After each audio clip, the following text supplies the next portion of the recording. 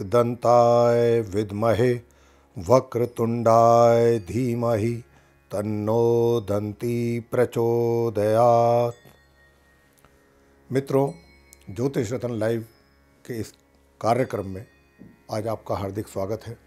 मैं हूं आचार्य पंडित सर्वदानंद शर्मा। मेरी ओर से आप सभी को प्यार भरा नमस्कार। मित्रों, आज हम मार्च माह के राशिफल के विषय में आपके साथ चर्चा करेंगे।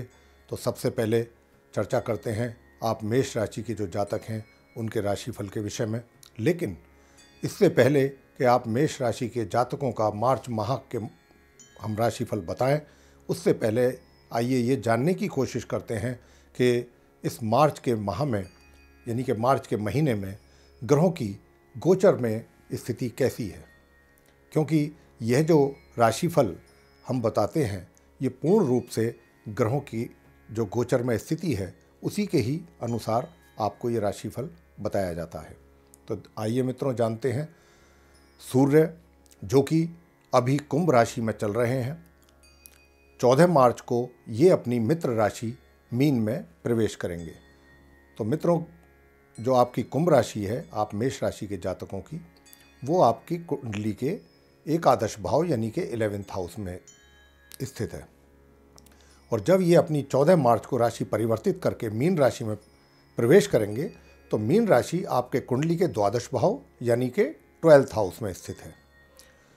मंगल अभी अपनी स्वयं की राशि मेष में ही चल रहे हैं और मेष राशि आपके कुंडली के प्रथम भाव यानी कि लगन भाव में, जिसको कि फर्स्ट हाउस भी कहते हैं, उसमें चल रहे हैं अपनी स्वयं की राशि में।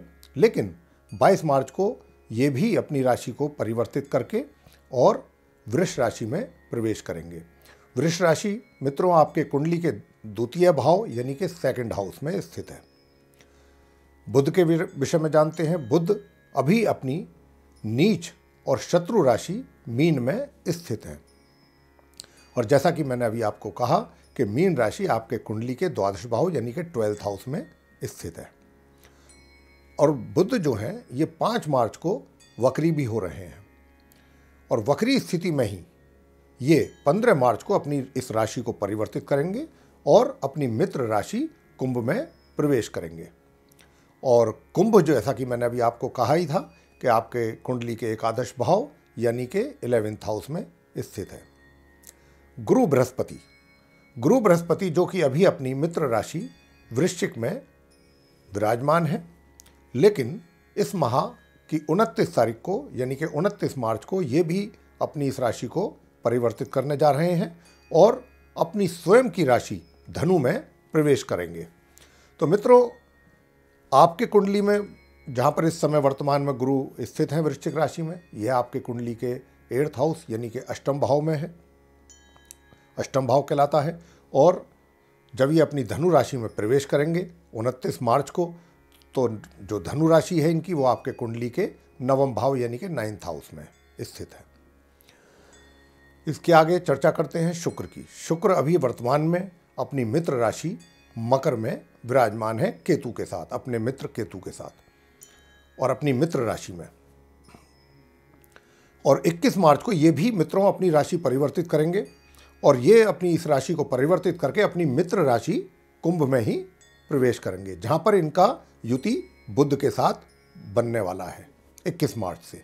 और जैसा कि अभी हमने आपको बताया था कि धनु राशि आपके कुंडली के 9th हाउस यानी 9वें भाव में स्थित है, तो शनि पूरे वर्ष इसी राशि यानी कि धनु राशि में ही संचार करते रहेंगे। पूरे वर्ष उन्होंने कोई अपनी राशि परिवर्तित नहीं करनी है। अब आते हैं राहु और केतु के विषय में। राहु जो कि अभी अपनी शत्रु राशि कर्क में संचार कर रहे हैं मित्रों, और 7 मार्च को इस राशि से निकल करके ये अपनी उच्च राशि मिथुन में प्रवेश करेंगे।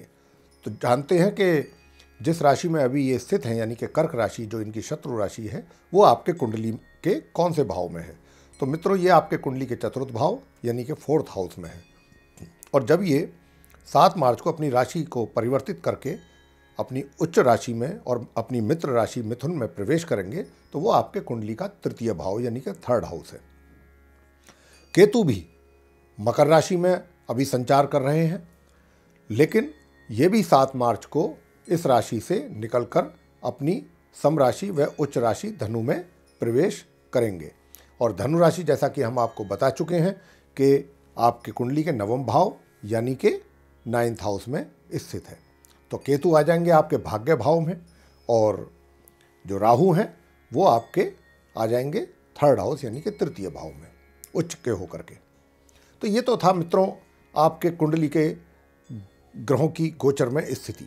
आइए उसके आधार पर आपका जो राशिफल इस मार्च के लिए तैयार हुआ है वो क्या कहता है, आइए देखते हैं। सबसे पहले चर्चा करेंगे मित्रों आपके व्यवसाय के विषय में। तो आप मेष राशि के जातकों के व्यवसाय के विषय में बताना चाहेंगे कि आपके व्यवसाय के भाव के जो स्वामी हैं शनि, भाग्य भाव में अशुभ ग्रहों के प्रभाव में होने से आपको अपने कार्य क्षेत्र में अत्यधिक परिश्रम करने की आवश्यकता होगी, क्योंकि तभी आप अपने कार्य क्षेत्र में सफल भी हो पाएंगे। वैसे ऐसे ग्रहों के संकेत तो नहीं है कि आपका अपना रोजगार या व्यवसाय में आपको कोई ऐसी निराशा झेलनी पड़े या निराश होना पड़े। कहने का अभिप्राय यह है कि चाहे आपका कारोबार हो या रोजगार सामान्यतः चलता रहने वाला है, लेकिन जैसा कि हमने अभी कहा कि आपको अपने कार्य क्षेत्र में इस माह कुछ चुनौतियों का भी सामना थोड़ा बहुत करना पड़ सकता है। साथ ही आपको एक बात का बहुत विशेष ध्यान रखना होगा पूरे माह कि आपको अपने क्रोध पर नियंत्रण करना आवश्यक रहेगा इस माह। अगर आपने अपने क्रोध पर नियंत्रण नहीं किया तो फिर उसका नुकसान भी आपको उठाना पड़ सकता है। और हाँ, जो व्यक्ति, जो मेष राशि के जातक इस माह अपने लिए जॉब ढूंढ रहे हैं, नौकरियां ढूंढ रहे हैं, रोजगार ढूंढ रहे हैं, निश्चित रूप से उनको इस कार्य में परेशानियों का सामना करना पड़ेगा या करना पड़ सकता है इस माह। अब आगे चर्चा करते हैं मित्रों वित्तीय स्थिति के विषय में कि आपकी इस माह मार्च के माह में वित्तीय स्थिति कैसी रहने वाली है। तो जहां तक इस माह आपकी वित्तीय स्थिति का प्रश्न है तो बताना चाहेंगे कि धन का आगमन सामान्यतः बना रहने वाला है। वैसे इस माह आपके अपने सुखों के साधनों में तो वृद्धि के भी योग दिखाई दे रहे हैं। माह के उत्तरार्ध से और माह के अंत तक, यानी कि जो माह का सबसे आखिरी हफ्ता होता है कह सकते हैं, उसके लिए मैं यहाँ पर चर्चा कर रहा हूँ आपके साथ, अंत तक उस ड्यूरेशन में, उस समय में आपकी आय में वृद्धि होने के संकेत दिखाई दे रहे हैं। और ये सब आपकी अपनी स्वयं की बुद्धि एवं कार्यकुशलता के कारण ही संभव हो सकेगा।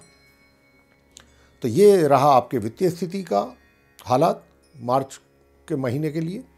आगे चर्चा करते हैं आपके प्रेम संबंधों को लेकर के कि ग्रहों की क्या स्थिति है, ग्रह क्या बोलते हैं आपके प्रेम संबंधों के विषय में इस माह। तो मित्रों इस माह आप मेष राशि के जातकों को निराशा ही हाथ लगने वाली है अगर आप अपने लिए प्रेम संबंधों को विकसित होते देखना चाहते हैं, क्योंकि ग्रहों की स्थिति आपके अनुकूल यहाँ पर बिल्कुल भी नहीं दिखाई दे रही है। अगर आप विवाहित हैं तो आपके वैवाहिक संबंधों में किसी भी प्रकार की कोई परेशानी तो नहीं होगी, लेकिन आपको फिर दोबारा से हमको यहाँ पर ये बात दोहरानी पड़ रही है कि अपने क्रोध पर नियंत्रण रखना ही होगा, अन्यथा पारिवारिक अशांति होने की भी संभावना से इनकार नहीं किया जा सकता है। तो मित्रों ये था आपके प्रेम संबंध और वैवाहिक संबंधों के विषय में। आगे चर्चा करते हैं आपके संतान के विषय में। तो इस माह आपके ग्रहों की स्थिति संतान पक्ष को लेकर काफ़ी अनुकूल दिखाई दे रही है। ये अच्छे संकेत दिखाई दे रहे हैं इस माह। आपकी संतान इस पूरे माह अपने बुद्धि के बल पर अपने शिक्षा संबंधी अच्छे परिणाम प्राप्त करने में सक्षम रहेगी। माह के मध्य से और माह के अंत में अगर आपकी संतान शिक्षा प्राप्त करने के उद्देश्य को लेकर विदेश या फिर घर से दूर जाना चाहते हैं तो इस उद्देश्य में अवश्य सफल होंगे। तो आप समय का लाभ प्राप्त कर सकते हैं। आगे चर्चा करेंगे आपके स्वास्थ्य के विषय में मित्रों। वैसे तो ग्रहों के संकेत तो कुछ इस प्रकार हैं कि बीच बीच में आपका स्वास्थ्य कुछ प्रभावित रह सकता है, लेकिन स्वतः ही ठीक भी होता रहेगा। आपको इसके लिए कोई बहुत उपचार आदि की आवश्यकता तो नहीं पड़ने वाली है। अगर आप चाहते हैं कि ग्रहों से कुछ अधिक लाभ प्राप्त करना, तो आप उपाय कर सकते हैं, और ये उपाय जो है वो आपको बता देते हैं। इस पूरे माह यानी कि मार्च के महीने में आपको जो उपाय करने हैं वो आपको बता दिए जाते हैं, हमारे द्वारा हमेशा बताते हैं राशि के फल के अंत में। तो एक तो सुबह को नित्य प्रतिदिन स्नान आदि से निवृत्त होकर के आप सूर्य देवता को जल अवश्य अर्पित करें। दूसरा, जिस समय आप जल अर्पित करते हैं उसी टाइम ओम घृणी सूर्याय नमः का ये मंत्र का जाप अवश्य करें। और अगर इसकी एक माला आप अपने पूजा घर के सामने बैठ करके करते हैं तो ये और भी उत्तम रहेगा आपके लिए। तो ये था मित्रों आप मेष राशि के जातकों का राशिफल। इसके साथ ही हम आपको बताना चाहेंगे कि आप हमारे ज्योतिष रत्न लाइव चैनल को लाइक कीजिएगा और इसको सब्सक्राइब भी अवश्य कीजिएगा। साथ ही बेल जो आइकन है उसको भी अवश्य पुश कीजिएगा, दबाइएगा, ताकि जो भी हमारे आने वाले आगामी जो नोटिफिकेशंस हैं यानी कि जो वीडियोस हैं, प्रोग्राम्स हैं, वो आप तक आसानी से पहुंच सकें और आप उनका समय अनुसार लाभ प्राप्त कर सकें। इसी के साथ धन्यवाद। जय माता दी।